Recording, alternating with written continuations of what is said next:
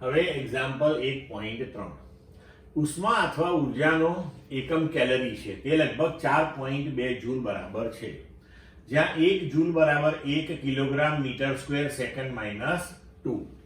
ધારો કે એકમોની નવી પ્રણાલીનો ઉપયોગ કરીએ કે જેમાં દળનો એકમ આલ્ફા કિલોગ્રામ, લંબાઈનો એકમ બીટા મીટર અને સમયનો એકમ ગામા સેકન્ડ હોય તો દર્શાવો કે નવા એકમોના સંદર્ભે કેલરીનું માન alpha raise two -1, beta raise two -2 અને ગામા રેસ ટુ 2 છે.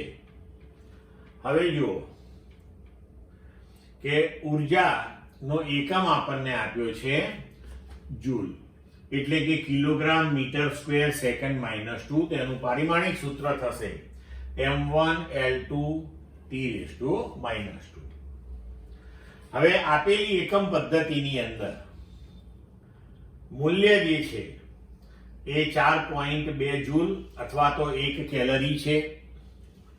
એમાં આપેલ એકમ પદ્ધતિની અંદર દળ આપણે કિલોગ્રામમાં લઈએ છીએ, લંબાઈ મીટરમાં અને સમય સેકન્ડમાં. એટલે આપણે લખ્યું કે m1 1 kilogram, L1 1 metre, T1 1 second. હવે નવી એકમ પદ્ધતિમાં મૂલ્ય શું આવશે તો એ ખબર નથી, જોઈશું આપણે. પણ નવી એકમ પદ્ધતિમાં તમને કહ્યું છે કે દળનો એકમ આલ્ફા કિલોગ્રામ એટલે કે m2 આલ્ફા કિલોગ્રામ લીધો આપણે, લંબાઈનો બીટા મીટર એટલે L2 બીટા મીટર, સમયનો ગામા સેકન્ડ એટલે T2 ગામા સેકન્ડ. હવે ભૌતિક રાશિનું મૂલ્ય અને એકમનો ગુણાકાર જે છે એ જુદી જુદી એકમ પદ્ધતિઓ માટે સમાન હોય છે. એટલે કે જો આપણે n1 અને n2 મૂલ્ય લઈએ અને u1 અને u2 આપણે એકમ લઈએ તો n1 u1 બરાબર n2 u2 લખાય. જેમ કે આપણે 1 મીટર બરાબર 100 સેન્ટીમીટર આવું લખીએ છીએ તો એવું જ થયું કે 1 મીટર બરાબર 100 સેન્ટીમીટર. તો એવી જ વસ્તુ થઈ ગયા, બરોબર. હવે આપણે આગળ વધીએ. આપણી પાસે n1 u1 બરાબર n2 u2 છે.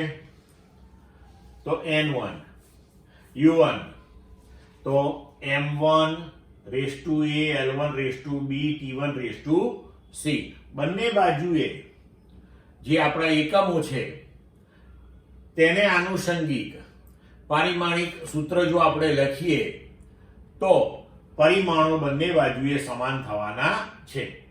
તો એના બરાબર n2 m2 race to a, L2 race to b, T2 race to c. હવે n2 આ નવી એકમ પદ્ધતિમાં આપણે મૂલ્ય શોધવાનું છે. એના બરાબર n1 m1 ભાગ્યા હવે L1 L2 race to b, T1 T2 race to c. હવે n1 તો 4.2 એનું મૂલ્ય છે.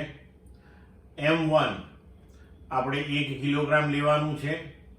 m2 નવી એકમ પદ્ધતિમાં દળ આલ્ફા કિલોગ્રામ લેવાનું છે. આપેલ પદ્ધતિમાં L1 એટલે કે આપણી MKS પદ્ધતિ 1 મીટર અને નવી પદ્ધતિમાં આપણે લંબાઈનો એકમ બીટા મીટર લેવાનો છે. સમય તો કે 1 સેકન્ડ, નવી પદ્ધતિમાં સમય ગામા સેકન્ડ લેવાનો છે, આપણને કહેલું છે રકમમાં. અને ઘાતાંકો આપણે એના એ જ રાખ્યા. હવે n2 બરાબર 4.2, અહીંયા kilogram kilogram, metre metre, second second cancel થઈ જશે.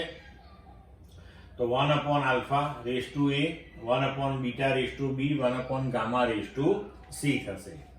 એટલે આપણે લખી શકીએ કે 4.2 હવે 1 આલ્ફા.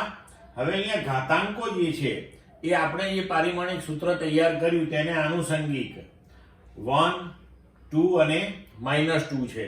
એટલે કે દળનો ઘાતાંક આપણી પાસે 1 હતો, લંબાઈનો 2 હતો અને સમયનો -2 હતો. તો 1 alpha raise two 1, 1 beta raise two 2, 1 gamma raise two -2.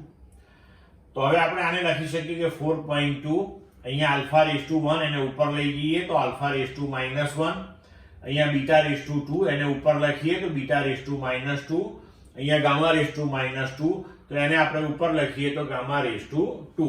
એટલે હવે આપણને પરિણામ મળ્યું 1 કેલરી બરાબર 4.2 જૂલ બરાબર 4.2 alpha raise two -1, beta raise two -2 અને ગામા રેસ ટુ 2. એ આપણો નવો એકમ નવી એકમ પદ્ધતિમાં તૈયાર થયો. ક્લિયર?